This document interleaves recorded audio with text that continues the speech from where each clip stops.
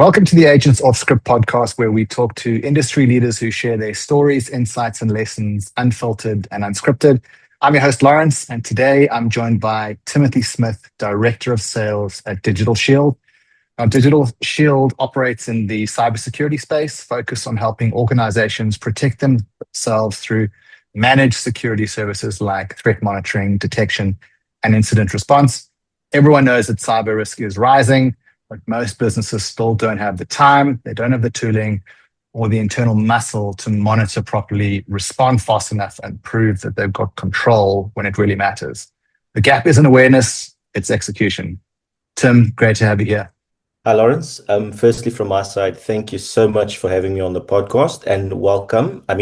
Hi to all of the guests out there, and I hope that what I share today is in some way, shape, or form useful and meaningful. So yeah, thank you again for having me on the podcast.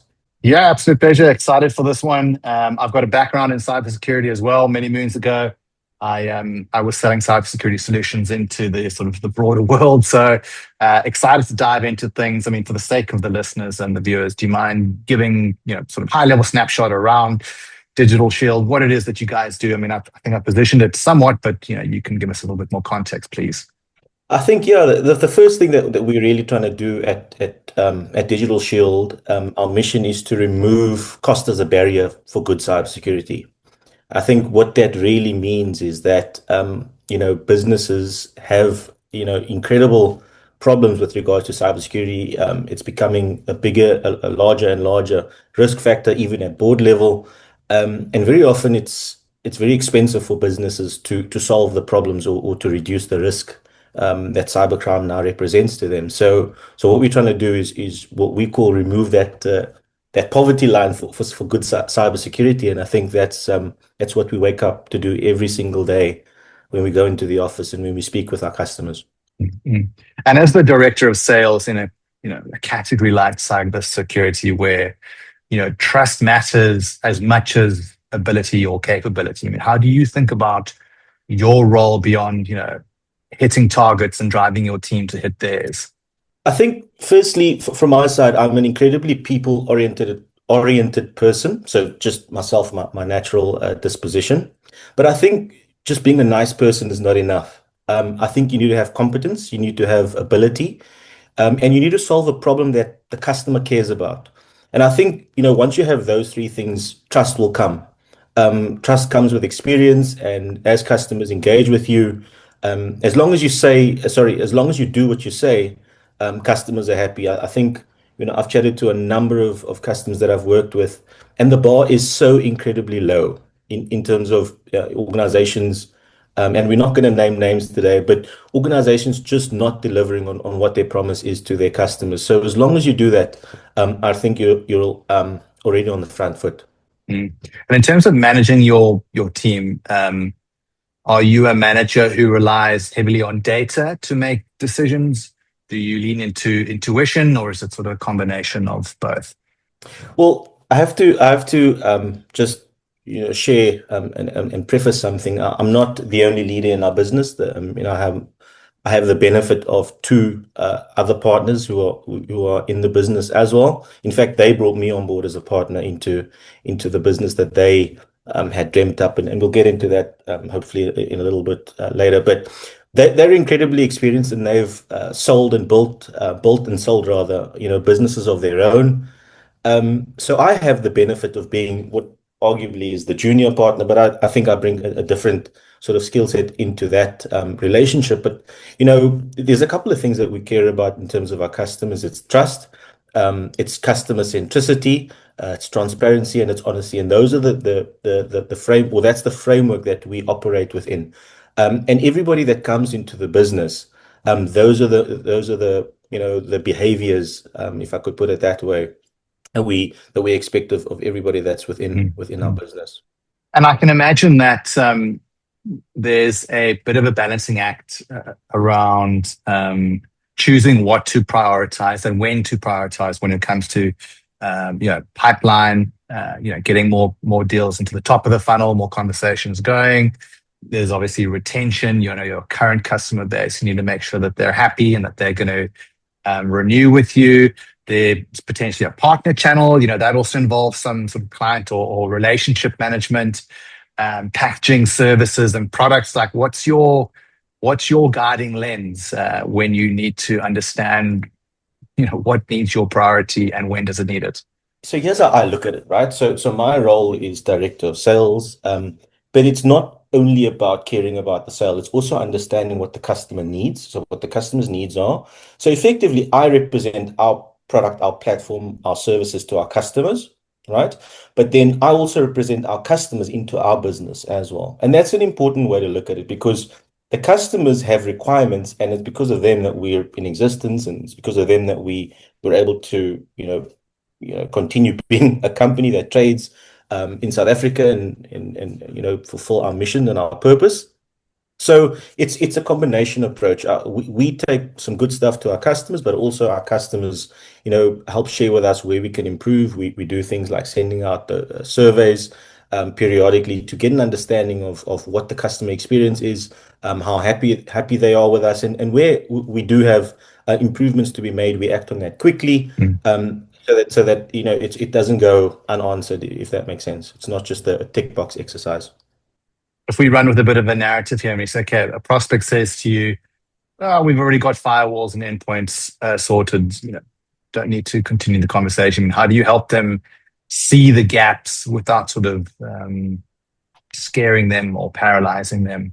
I actually had a very interesting conversation with a business, someone in business just this morning around the similar concept. And it's really is, what is the problem that the customer has? If there's no problem to be solved, there's no need to engage with us. We're not here to push product down a customer's throat, if I could put it that way. So we use a number of ways or tools to get an understanding of whether the customer has a problem that needs solving.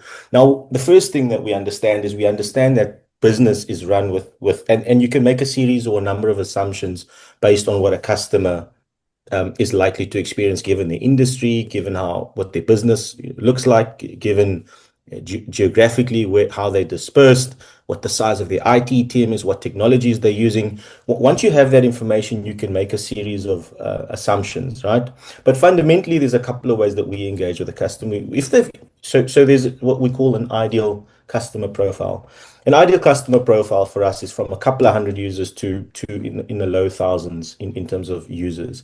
And what we find with those kinds of customers is that they typically have a competent but very small IT team. And those IT teams are typically overwhelmed with cybersecurity projects, and doing something like a managed cybersecurity center or a SOC is often something that they choose to outsource because it's easier from a resourcing perspective, from an HR perspective, from a cost perspective. Economies of scale comes into play. So once we have that conversation with our customers, we understand very clearly that there's a compliance driver, there's a risk driver, and we're able to solve those problems, right? The other thing that we might do for our customers is do an assessment. So we have a formal process that we follow. It's largely based on NIST, so the NIST cybersecurity framework, and we'll go in and we'll understand which technologies and which tool sets and which processes that the customer has, how well it's implemented, where the gaps are, and we'll do a couple of things from there. We can either, help them achieve a couple of things. The first thing they might do is go down a consolidation journey into getting rid of disparate tool sets and consolidating. They might want a roadmap drawn up from there.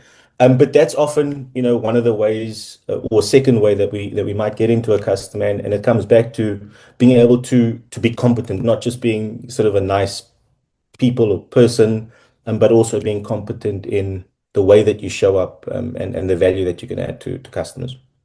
In these engagements, as you're doing these sort of discoveries and trying to unearth what the potential pain points are, what are some of the common misconceptions that you have to unwind quite early?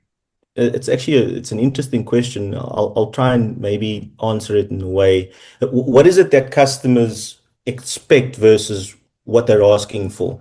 And very often there's a disconnect between what they expect and what they're asking for. And from time to time you have to either say, hey, customer, let's just take a step back. What is it that you want from the end goal, and what you're asking me, are those two are those two things the same? Remember, the people that you're dealing with are senior IT leaders, CIOs, CTOs, ISOs, and in some smaller companies, IT managers. And they really spread thin.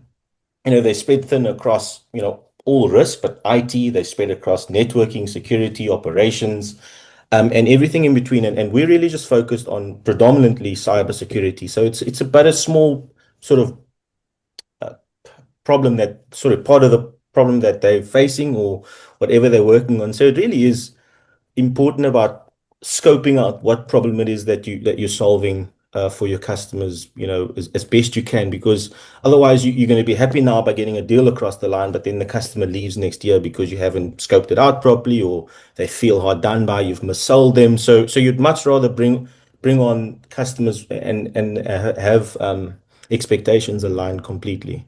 And in a relatively crowded security market, I mean, what do you think buyers are actually rewarding? Is it sort of brand recognition, brand perception? Is it proof? So like some sort of proof of value, proof of concept? Is it your speed of response? Is it reporting? Or, I mean, you mentioned that you're trying to be sort of price conscious as well. Where's the reward centering towards? If I could sum it up, it's about consistency, nothing else. As long as you're consistent, the customer will be happy. That's my opinion, but I think it's a reasonable assumption to make. Yes, price is important. Yes, competency is super important.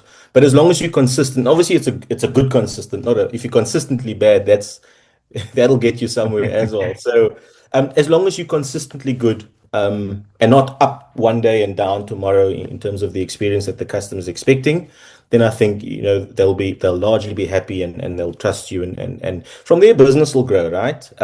You don't want to go in from customer not having any relationship with you to trusting you with putting all of their eggs in your basket, if I could put it that way. So it really is about walking journeys with customers. And I think that we shouldn't downplay the importance of relationships as well. Customers will have relationships with individuals within companies, and I think that's just as important as well. Where they know that this individual will have their best interest at heart and will drive the expected outcome that they're hoping for by partnering with you, right? The other thing that I want to also just say, Lawrence, is what tends to happen is as you grow, right? Businesses grow, and there's these legacy players that have been in our space for 20, 25, 30 years, right? And there's an sort of a complacency that creeps in, and customers experience that. And that frustrates them, because I think there's a perspective that the customer will never leave. We're the greatest brand in cybersecurity and IT, and we've always been this. But more and more customers are feeling hard done by. So there's an element of ever evolving but always improving. That's important for organizations as well. Yeah, no, it makes complete sense, and it's certainly something that I've experienced in my professional experience in the cybersecurity world. Is that relationships are key. Complacency is the worst place to be. And a lot of cybersecurity vendors, cybersecurity service providers, they kind of fall short on the complacency bit. And when it comes time to renew some of the big clients, they haven't really been around for a period of time. They haven't been touching base with their customers regularly. They're sort of a non-entity, really. That's just an invoice that gets paid, and a solution that's being operated within the client's internal systems, but no representative from that company. So you make a very valid point there. I mean, you mentioned consistency as key. I do agree with you, but that's assuming that you've already got your foot in the door and a contract in place. How are your prospects? How are the sort of net new clients and prospects that you're reaching out to? How are they evaluating DigitalShield at the moment? I think that's a very good question, and I think you can't get away from being evaluated against your peers. So again, it comes back to how well you rock up, what your messaging is, and how well you can articulate your differentiators, right? So there might be some competitors or some people in the space that have been in the in the industry for a lot longer than you have, and there's a couple of those examples. And then it's important about communicating why that might not be as big as a problem or challenge as the customer might perceive that to be, right? I mean, you can think about quite logically why that's the case. Which of the two businesses might be more hungry for the business, what might be having a greater incentive to meet the customer's price expectations, to meet their deployment expectations, to meet their expectations in terms of service delivery, to being available, to being locally present. Those are all things that the customers care about. And those are some of the ways that we've been evaluated. We've come up against some behemoth companies across other parts of the world, specifically North America, some within South Africa, and I'm not saying we've won every battle, but once customers understand, again, it comes back to competency, rocking up on time, saying you're doing what you're going to do, and delivering. Customers will ultimately go with what they've decided based on their evaluation criteria. Yeah. Yeah, absolutely. So, I mean, if we lean into that sort of client acquisition angle and dive into the approach currently with yourself and the team, like what are some of the channels that you are utilizing right now that are yielding the best results? What channels are maybe dropping the ball or not giving you the results that you had hoped for? So I think, given our tenure as a business, we've been in operation for around 24 months now. So it is an incredibly new business. But having said that, we have seen incredible success. Our growth, we've brought on board some incredible businesses across financial institutions, across retail, across manufacturing, across healthcare. So that's quite a diverse sort of set of industries or yeah, where our customers operate in. Thus far, it has been a direct go-to-market model where it's us engaging with the customers, just because that's where we feel most in control in terms of our message, our price point, development of our product, customers' requirements. There's nothing in between what the customer says and what we hear. Now, obviously, as a business grows, you do need to introduce a channel, but you also need to make sure that the channel can deliver your message as best as possible. So there's an educational element, there's a resource and collateral development element, and I think that is the next step that we're looking to do. And then also expansion into other parts of the country. We've been incredibly successful with regards to getting our clients close to home in Cape Town, a beautiful mother city with great mountain, great oceans, and incredible vineyards. But now we want to go to other parts of the country where we also have an opportunities to deliver our services. So that's what it looks like for us, and I hope that answers your question, Lawrence. Yeah, no, it certainly does. And I mean, I'm quite keen to understand. I mean, you mentioned about unearthing pain points as a way to obviously propose solutions and services accordingly. But the thing with cybersecurity is that it's only really a pain point when you've been hit most of the time. So, without being able to make any sort of assumptions about potential pain points, like what is a hook that you guys are using to attract that initial interest so that you can sort of get your foot in the door, get that initial conversation done, and then dive into pain points? So there's a couple of ways that we can answer that question, and we can look at it. The first is the headlines are doing a lot of the work for us. So from time to time, you'll see a breach happened here, and this was the consequence. Our public sector is under attack, and very often that that surfaces to make headlines. Sometimes it's overseas, North America, a big retail chain might be hit. So the news and that sensationalism factor is a big part. The second part is just having conversations with customers. From time to time, or in fact, very often, I even just take our customers for lunch. It's based on relationship again, but a good lunch, a good coffee, meeting, decision makers at events, sponsored, or the big vendors, the Microsofts, the AWSs, Amazons of the world.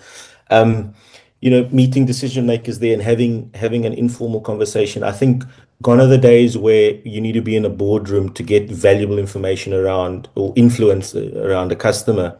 It really is around those informal 5-10 minute conversations, much like what happens in the corporate world at the water cooler. You don't have to sit in a meeting to have an important decision made with regards to the business. You strike up a conversation over a cup of coffee and you can get the same outcome as opposed to meeting in the boardroom. So it's about, if you want to see someone, also understand their business, Lawrence. You know, I've dealt with, as I said, organizations across retail, across financial services, across healthcare, across manufacturing. The first thing is that they all have similar problems that they need solving, but the way they achieve the way they can solve those problems are very different, right? So one company might be able to just have an open checkbook, if people know what a checkbook is still these days, but you can have an open checkbook, right? But on the converse of that, there's a whole on another side, there might be an incredible amount of planning that needs to happen, business cases, proposals. So meet the customer where they are and walk at their pace. That will go the furthest I found in terms of building that trust, because now you don't just look like a money hungry salesperson that's trying to get your deal across the line, but you actually understand that this is a partnership. And it's much better having an 8-year customer or a 10-year customer relationship than a 1 or a 2-year customer relationship, for obvious reasons that I don't need to um, explain in a great amount of detail. So yeah, it's really about meeting the customers where they are. Mm. Because yeah, I mean, I can't say it any different than I already have. Oftentimes, I found that there is a significant disconnect between sort of your target. You mentioned them, your CISOs, your CIOs, your IT managers. The individuals who are um, very much invested in the cybersecurity posture of their company. The disconnect between them and the powers that be, your CEOs, your CFOs, who are often the sort of, they hold the purse strings. They don't fully understand or grasp the importance of cybersecurity. Perhaps that has changed, but they kind of see cybersecurity as like, invisible plumbing, something that they Yeah. only really are interested in when something's going wrong. How do you approach that disconnect? Do you see the disconnect personally? And if yes, like how do you approach it? How do you get them on board around the value that you and cybersecurity in general can provide? My answer to that question, Lawrence, would be that it's not only a one, no one person makes a decision within any business. Doesn't matter the size of the business, doesn't matter the geography, location, industry. No one person makes a decision within that business. And if you think about it, the context that we operate within, which is obviously cybersecurity and providing an outsourced service, they're fundamentally about three sort of levels that you need to operate in. The first is the technical, the people on the ground, sort of the security consultants, um, the engineers at the company. That's the first layer. They touch and feel your product. They do quite the heavy lifting, if I could put it that way. Then there's the senior leader within that function in the business, and that's your CISO, your CIO, your CTO. They're responsible for that, the work that's been done. And then there's also the financial responsible party. So that could be your CFO, your CEO. And you need to have a relationship with all three of those functions within that business at a minimum, right? And sometimes they're the same people, sometimes they're in the same team, sometimes it's not necessarily as high as the CEO. But you need to understand that there's an operational stakeholder and there's a strategic and executive stakeholder at a minimum. And you need to have relationships with both of them, because um, the operational stakeholder is telling the strategic stakeholder what he'd prefer. It's a preference, but as long as you that preference, or you have communicated why you should be that preference. So yeah, I don't think that it's one individual or function within a business that makes a decision. It all comes together, and you need to be aware of all of them. Yeah, makes sense. And you alluded to sort of a channel that you are either busy setting up or you have set up. I mean, partnerships can certainly be a growth lever, but they do come with sort of headaches and a bit more coordination that's required. I mean, uh, where in your experience across your career to date do you find that partnership led motions work really well? And conversely, where do you find that they just create more friction? So just my sort of 15-year or 18-year career, I've spent 5 or so years working with an endpoint technology provider, and an antivirus of some sort. I've spent 8 or so years working for a prominent email security provider that went public and then subsequently delisted again. And now we're in the process of building our own operation, which is incredibly exciting. And in the first two examples of where I've worked in terms of established vendor technologies, that's incredibly clear where the value of a channel partner lies. The technology is established, the marketing message is understood, and there's infrastructure that allows the partners to scale quite quickly, right? In the second example, in fact, sometimes you can have too many channel partners, and that's not a good thing as well. Cannibalization in the market, um, good partners, bad partners, and those two fighting over the same customer. So that's been my experience. So now when we think about how we introduce channel partners, going forward, I have that sort of to look back on for context. And it's important then that you choose the right partners and not just, I remember there was one vendor that I worked with in a tender for uh, an FET college would come out, and you'd get a plethora of inbound partner requests from Gmail addresses, and you think to yourself like, okay, this is clearly opportunistic. So those are the kind of guys that you don't want to be in your partner ecosystem. Who you do want is where there's a natural fit for your service, for your solution, and that motion, that sales motion, is a natural one. The things you'd look for are things like the account managers at the partner are speaking to the right stakeholders within that particular business. And one example of that might be if you're speaking to VoIP or infrastructure, like are those the same people that's making a cybersecurity decision? And unearthing that early on in the conversation is incredibly important. It's a make or break whether that partnership will be successful. Understanding who else they partnered with. So is there like there's two types of technologies within the same partner, and how would they choose which one to position within their customers? So it really is about crossing your T's and dotting your I's when you understand, or at least want to understand, which partners to work with. Absolutely. The good old RFP, right? I'll say this off the record, but it's often a black hole, tenders, and well, it Yeah. feels like a black hole, at least. A lot of work for very little results. I mean, I'm sure you've had your fair share of experience with them. Yeah, absolutely. It's and then it's like that awkward conversation, like, hey, what do you do? Tell me about your other customers, and like, no, I just saw this online, kind of thing. So, anyways, like, yeah, it's more humorous than anything else. But what it also is it's an incredible waste of time, Lawrence. Mm. What we don't want to be is arrogant, but obviously it's got to be fit for purpose is another important thing. Timothy, if we have a look at sort of DigitalShield as a whole, looking back at your time with the company to date, growing it to where it is now, and looking into the future, I mean, what's some of the lessons that you have learned, maybe the hard way, about selling and delivering trust in cybersecurity? Jeepers, that's an interesting question.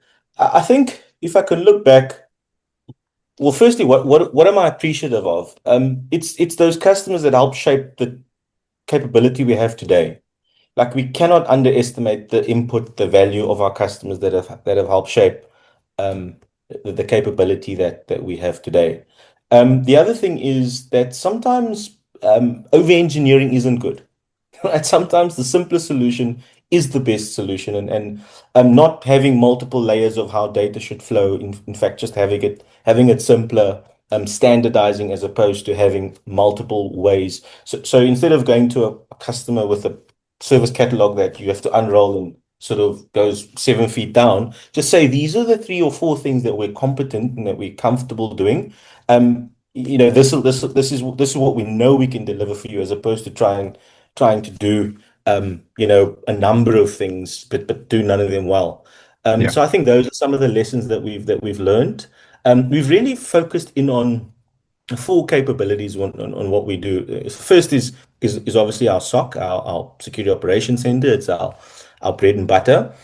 Through these conversations, we found that threat intelligence is something that has been uh, improperly applied into businesses, right? So there's a requirement to have third-party threat feeds into your business, but getting it as an email into your inbox and not applying the changes that the threat intelligence is telling you to your firewall or to wherever else, just having it in your inbox or getting to it next week, and when it's a 0 day to today, that's our second component. We understand that a lot can be solved by getting on top of the threat exposures that exist within your network, on your assets, on your servers, on your workstation. So there's a vulnerability management component that we do, and then the fourth component is a series of strategic workshops aligned to NIST. And those are the four core capabilities that we have now. So we're really focusing on improving that, delivering that into our customers, and that's what's sort of that sharp edge of the spear into our customers. One of those four things is what we're delivering into our customers, and we're not going there with a service catalog that's 48 pages long. And if you look at the business as a whole again, what would you say is working really well right now? And on the flip side of that question, what's not working really well? Uh, where are the bottlenecks or the sort of consistent frictions that need a bit of attention in 2026? So the first thing I can say is the problem that customers are facing and the reason that they don't embark on this journey themselves is because getting the right skill set, getting the right people within your team is incredibly difficult. It's expensive. There's what's called a talent or a brain drain, and people are leaving for other parts of the world.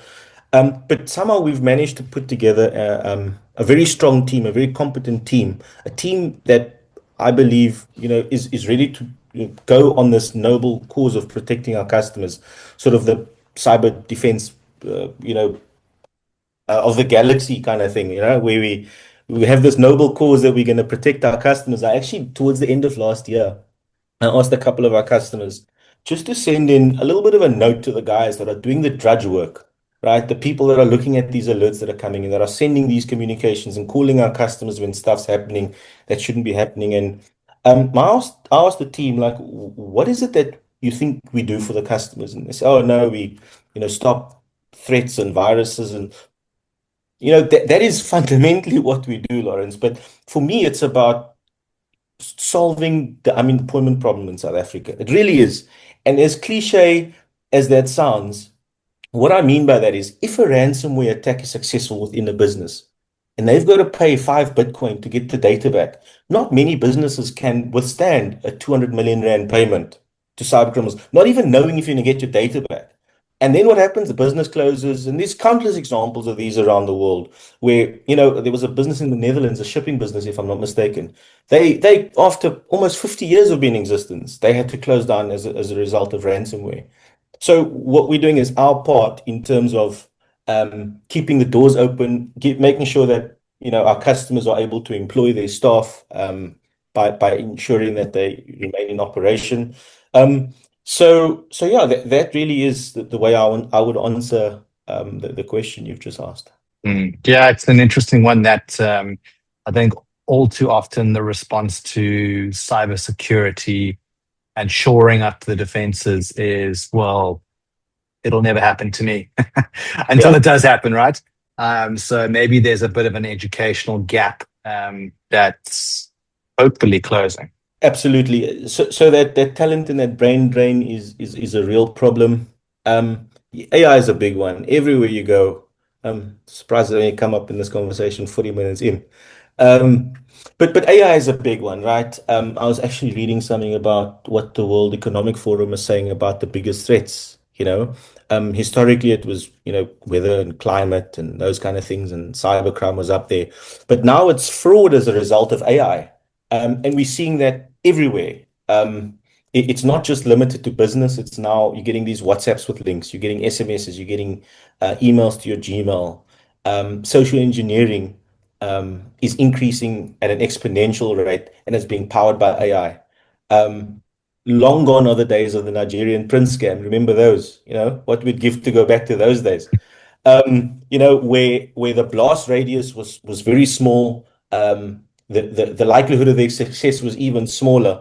With these threats powered by AI now, what we're seeing is that the blast radius is significantly larger, and the level of success that these guys are having are even greater, and they're catching out some key players.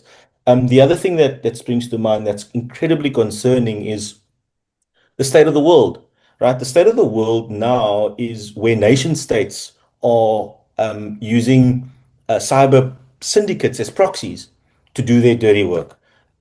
So how do you compete with that? How do businesses compete with that? And it's important that decision makers within businesses understand what it is that they're working with.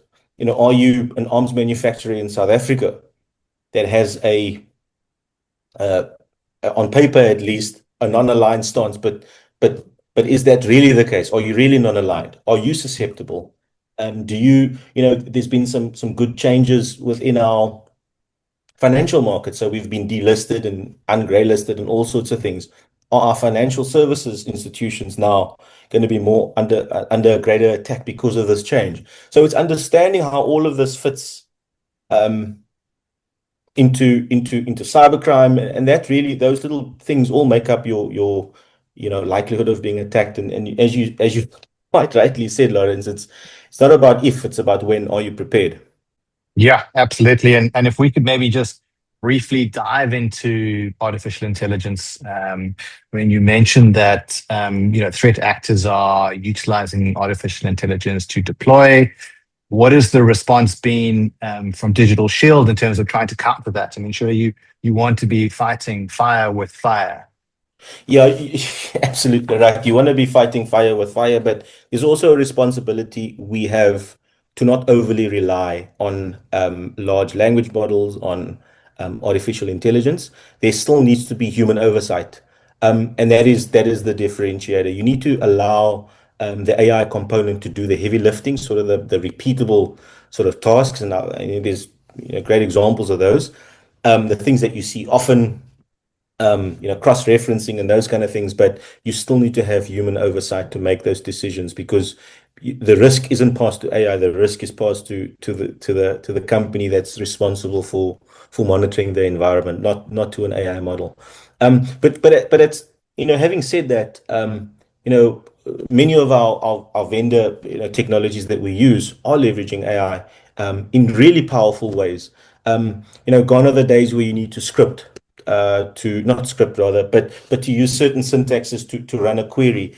Instead, you can now use um, English words to say, look for this type of threat, on these dates in this area of the network, and you'll get that information, and it converts it to that syntax for you. So that means you're able to get analysts upskilled a lot quicker than you'd need to before they had that level of information, or that type of capability. So there is a place for AI, but the risk isn't passed to AI. The risk is passed to the responsible party. Yeah, makes sense. And would you say that AI is um, the most important factor over the next 12 to 18 months, across the buyers, the defenders, the companies like yours who are delivering, managed security services? Do you think AI is like most crucial in that time frame, or is there something else that you're aware of?